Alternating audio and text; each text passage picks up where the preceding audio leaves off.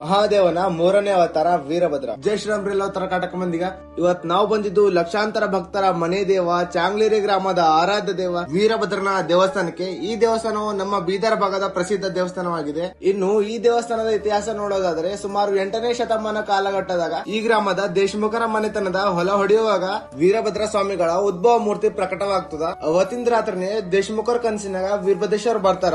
ಬಂದು ಇದು ನನ್ನ ಕ್ಷೇತ್ರದ ನನಗೆ ಇದೇ ಸ್ಥಾನದಾಗ ಸ್ಥಾಪನೆ ಮಾಡಂತ ಹೇಳ್ತಾರ. ಆ ಆದೇಶದ ಮೇರೆಗೆ ದೇಶಮುಖರು ಇದೇ ಸ್ಥಾನದಾಗ ವೀರಭದ್ರೇಶ್ವರ ದೇವಸ್ಥಾನ ಕಟ್ತಾರ.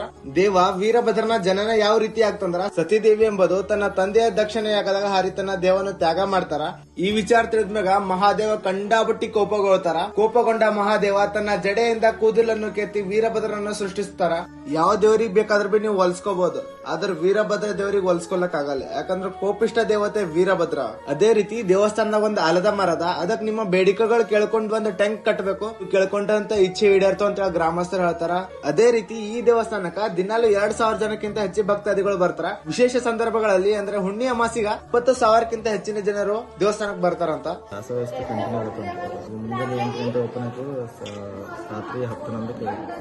ಅದೇ ರೀತಿ ಈ ದೇವಸ್ಥಾನದ ಜಾತ್ರೆ ದೀಪಾವಳಿ ಅಮಾಸೆ 2ನೇ ಮಂಗಳವಾರ ಆಯ್ತದ. ಯಾರ್ಯಾರ ಮನೆ ದೇವ್ರ ವೀರಭದ್ರೇಶ್ವರ ಅಂತ ಹೇಳಿ ಕಮೆಂಟ್ ಮಾಡ್ರಿ. ಮತ್ ಸಿಗರ್ ಬಂದಿ ನೋಡಿದ. ಜೈ ಶ್ರೀರಾಮ್, ವಂದೇ ಮಾತರಂ, ಜೈ ಕರ್ನಾಟಕ.